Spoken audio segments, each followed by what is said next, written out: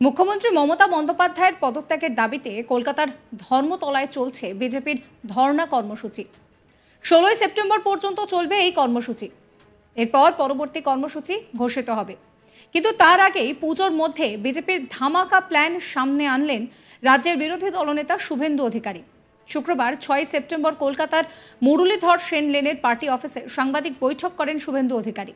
তিনি বলেন যে দুর্গাপুজোর সময় মানুষের যাতে অসুবিধে না হয় তার জন্য রাস্তায় থাকবেন বিজেপির কর্মীরা। শুভেন্দু জানান যে মুখ্যমন্ত্রীর পদত্যাগের দাবিতে কলকাতা সহ রাজ্যের বিভিন্ন পুজো মণ্ডপের বাইরে থেকে দলীয় কর্মীরা ঠাকুর দেখতে আসা মানুষের স্বাক্ষর সংগ্রহ করবেন। একই সঙ্গে তিনি জানান যে আরজি করের ঘটনার পর থেকে তৃণমূলের বহু নেতা, মন্ত্রী, সাংসদ তারা নারী বিদ্বেষী মন্তব্য করছেন। তালিকায় নাম রয়েছে 10 জনের। তালিকা ধরে ধরে সেই নামগুলো সাংবাদিকদের উল্লেখ করেন তিনি। এরপর শুভেন্দু জানান যে পুজোর সময় এই সমস্ত বক্তব্য বাজানো হবে রাজ্যবাসীকে জানানোর জন্য। যদিও এই বিষয়ে বিশদে 16 সেপ্টেম্বরের পর পরবর্তী কর্মসূচিতে ঘোষণা করা হবে বলেই জানিয়েছেন বিরোধী দলনেতা শুভেন্দু অধিকারী।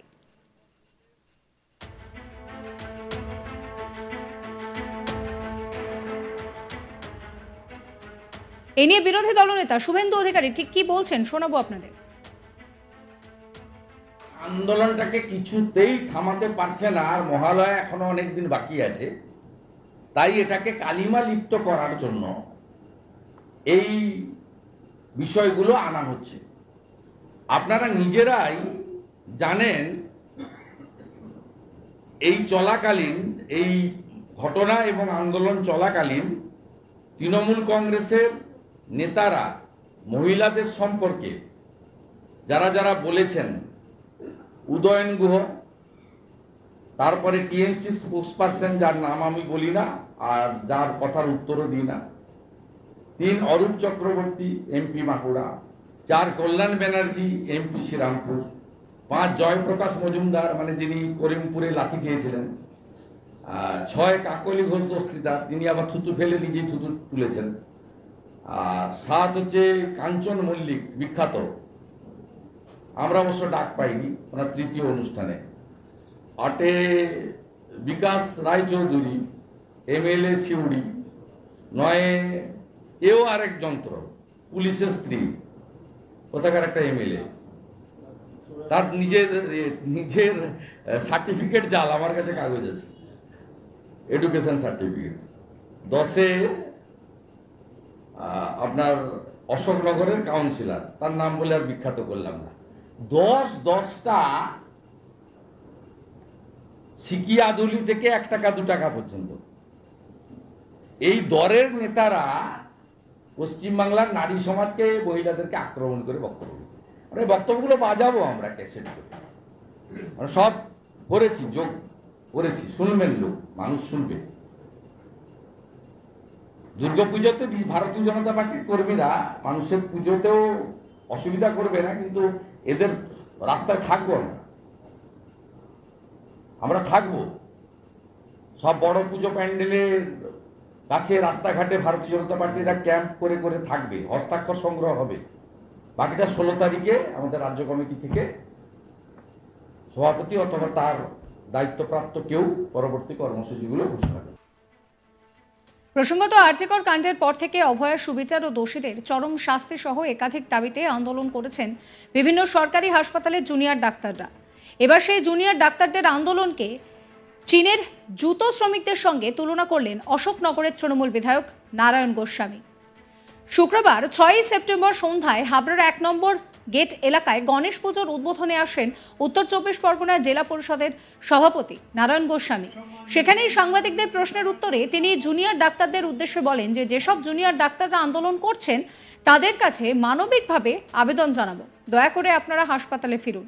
সাধারণ মানুষের হয়রানি হচ্ছে, মানুষ মারা যাচ্ছেন, আপনারা নোবেল প্রফেশনে রয়েছেন।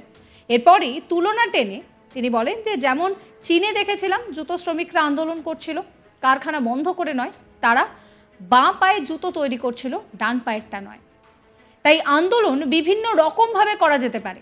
শোনাবো আপনাদের কি বলছেন নারায়ণ গোস্বামী। আজ যারা ডাক্তার, জুনিয়র ডাক্তাররা আন্দোলনরত, তাদের কাছেও মানবিকভাবে আবেদন জানাবো যে আপনারা দয়া করে হাসপাতালে ফিরুন। প্রতিদিন লক্ষ লক্ষ রুগী হয়রানি পাচ্ছে, মারা যাচ্ছে, আপনারা নোবেল প্রফেশনে আছেন, দয়া করে আন্দোলন সিস্টেমে করুন। যেমন চীনে দেখেছিলাম, জুতো শ্রমিকরা ধর্মঘট করেছিলেন, আন্দোলন করেছিলেন, কি কারখানা বন্ধ করে নয়, বাঁ পায়ের জুতো বানিয়েছিলেন, ডান পায়ের বানান। অর্থাৎ আন্দোলন কিন্তু বিভিন্নভাবে করা যেতে পারে, কিন্তু রুগীকে অসুবিধার সম্মুখীন ফেলে মনে হয় একটা কিছু তাদের ভাবা দরকার, সেই মানবিক আবেদন রাখা। এই মুহূর্তে দাঁড়িয়ে এই যে বিতর্কিত মন্তব্য, সেই বিতর্কিত মন্তব্যকে কেন্দ্র করে শুভেন্দু অধিকারী পরিষ্কার বলছেন যে এই দুর্গাপুজোতে বিজেপি কর্মী সমর্থকরা তারা কিন্তু থাকবেন, প্রত্যেকটা প্যান্ডেলের বাইরে তারা থাকবেন। এবং একই সঙ্গে তিনি পরিষ্কার জানিয়েছেন যে এই যে ভুলভাল মন্তব্য করা হচ্ছে তৃণমূলের তরফ থেকে, এই ভুলভাল মন্তব্যের জন্য সেই মন্তব্যগুলোকে বাজানো হবে। মুখ্যমন্ত্রীর পদত্যাগ দাবি করে প্যান্ডেলে যারা ঠাকুর দেখতে আসবেন তাদের থেকে স্বাক্ষর গ্রহণ করা হবে, সেই কথাও তিনি বলেছেন। এবং শুধু তাই নয়, লাভলি মৈত্র তিনি কিন্তু চিকিৎসকদের এক প্রকার কসাইয়ের সঙ্গে তুলনা করেছেন। কি বলেছিলেন তিনি, শোনাবো।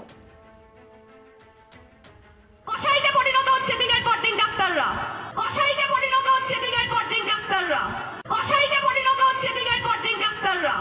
পর দিন আন্দোলনের নামে মানুষকে, গরিব গরিব মানুষ যারা চিকিৎসার জন্য আসে, যারা গ্রাম বাংলা থেকে আসে, যারা প্রান্তিক এলাকা থেকে আসে, যাদের চিকিৎসা করার ক্ষমতা নেই প্রাইভেট হসপিটালে গিয়ে, আজকে তারা মৃত্যুর সঙ্গে পাঞ্জা লড়ছে, তাদের কোনো চিকিৎসা হচ্ছে না। এরা মানবিক, এরা মানুষ। কসাইতে পরিণত হচ্ছে দিনের পর দিন ডাক্তাররা, কসাইতে পরিণত হচ্ছে দিনের পর দিন ডাক্তাররা, কসাইতে পরিণত হচ্ছে দিনের পর দিন ডাক্তাররা। এর আগে কাঞ্চন মল্লিক তিনি বলেছিলেন যে সরকারের বেতনটা নেবেন তো। তিনি বোনাস পাওয়া নিয়েও কটাক্ষ করেছিলেন, যাকে কেন্দ্র করে পরবর্তীতে নিজের বয়ান বদলও করেন। কি বলেছিলেন তিনি, শোনাবো। যারা কর্মবিরতি করছেন শাসক দলের বিরুদ্ধে বা বলছেন, তারা সরকারি বেতনটা নিচ্ছেন তো না নিচ্ছেন না? মানে আমার প্রশ্ন, বোনাস টোনাস যে হয় তো সরকারি, সেটা নেবেন তো না নেবেন না? মানে মানে আমি এমনি প্রশ্ন। আচ্ছা ধরুন যারা বলছেন এই আমাদের ফেডারেল এদিক চারিদিক থেকে, তারা যারা সরকারি কোনো পুরস্কার বা ইত্যাদি নিয়েছিলেন, তারা ফেরত দেবেন? বলুন, ফেরত দিয়ে দিচ্ছি। কেননা যদি আপনাদের কোনো কারোর মধ্যে গণতান্ত্রিক অধিকার আছে আপনাদের, তাহলে বলুন ফেরত দিয়ে দেন। এত সত্ত্বেও আমরা আবার বলছি, আমরা দোষীদের দৃষ্টান্তমূলক শাস্তি চাইছি এবং সেই আইন চাইছি যে শুধু পশ্চিমবঙ্গ নয়, শুধু আরজিকর নয়, শুধু মেডিকেল কলেজ নয়, সারা ভারতবর্ষের কোনায় কোনায় সমস্ত। সাবস্ক্রাইব করবেন আজ তাক বাংলার ইউটিউব চ্যানেলকে, ফলো করবেন হোয়াটসঅ্যাপ চ্যানেলও।